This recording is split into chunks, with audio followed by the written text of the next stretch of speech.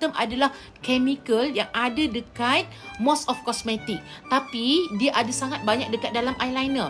Cuba bayangkan kita pakai banyak dan lama. Cuba bayangkan kita pakai banyak dan lama ni, tapi kita tak sedar eyeliner kita pakai tu a lot of chemical sayang. That's why kenapa please bagi tahu kat kawan-kawan, ada sebenarnya eyeliner kita boleh pakai.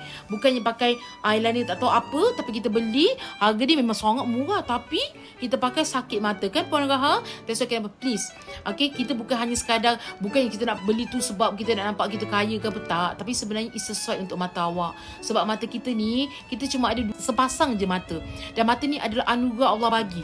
Kita yang suka bercantik kan sayang, kita suka bercantik, bermakeup, tapi tanpa kita sedar, kita punya kosmetik ni boleh menyebabkan kita punya mata irritation. Kita boleh menyebabkan hormon kita terganggu. Bukan mahal, bukan murah, tapi tepat untuk kita.